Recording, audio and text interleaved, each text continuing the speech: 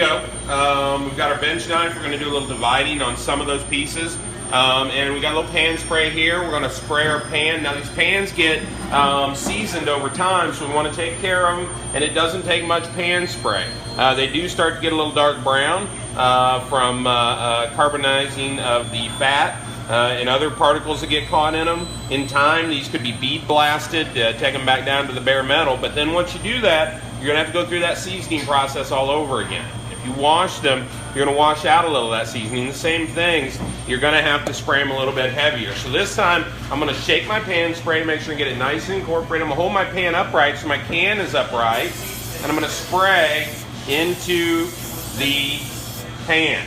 Now, not too much, and only these two, because we're only going to make 2 loaves. We don't need to spray these 2. It's unnecessary. So those can be what they are. Now I've got my pan, and my dough's been covered up. That handy wipe away. You can see we've gone from rubber ball hard to pillow soft, just like we like to. Okay, so we're going to go ahead and make our loaves, and for that we won't need our bench knife. Now the technique for that, if you've ever looked at a loaf of bread or at a slice of bread, you may notice that the grain of the crumb is kind of circular. That's not an accident, and moreover, it's necessary. If I just take this dough and throw it in the pan, it'll make a loaf.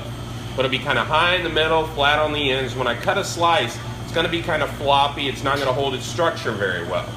So if I take this dough and I shape it and I put kind of some circular motion into it, it creates a little structure that causes that loaf to rise up straight instead of just kind of flop out. And it also gives the finished slice a little bit of muscle. So what I'm going to do is I'm going to take this piece, 1 pound, 2 ounces, I'm going to draw it out to about 1.5 times as big as the pan.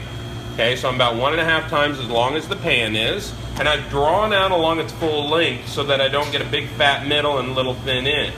Now I'm going to take the ends and bring them to the middle so they match. If you underlap them, you're going to have a dog bone. It's going to be thin in the middle and thick on the ends. You don't want that because that will not bake out. So we're going to bring the ends to the middle, and then we're going to punch lightly. Don't worry about that bubble, that's about to go away. Now we're going to take our fingertips, we're going to pull the edge up and push down. The ultimate goal is to create a smooth surface across the top, but also that spiral that I talked about earlier. From there, it's just from 12 o'clock to 3 o'clock. You want to make sure that you're pushing down along its full length too. If your fingers are small, work all the way across the loaf as it forms. My fingers are large, and I've learned to space them so that even my little fingers are in the game here. 12 to 3, 12 to 3, 12 to 3, 12 to 3. Once I get to the end, I get a seam. I want to pinch that a little bit.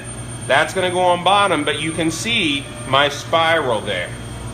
That's going to be very important as this bread forms. Now, I place that in my prepared pan, nice and even all the way across, and it touches the sides. That's not critical, but it's good if it does. Let me do that one more time, then I'm going to turn you loose. Draw out so that it stretches evenly along its whole length, approximately 1.5 times as long as the pan I'm going to put it in, or the loaf I'm going to make. You could freeform a loaf like this too. Put it on a sheet pan lined with parchment. You would still go through this process. All loaves are made this way. Draw the ends to the middle and punch lightly. Just to remove a little bit of gas, flatten everything out. Now my ends are just as thick as my middle, and then I begin the rolling and the folding. And I want to make sure that I'm doing that all across the loaf.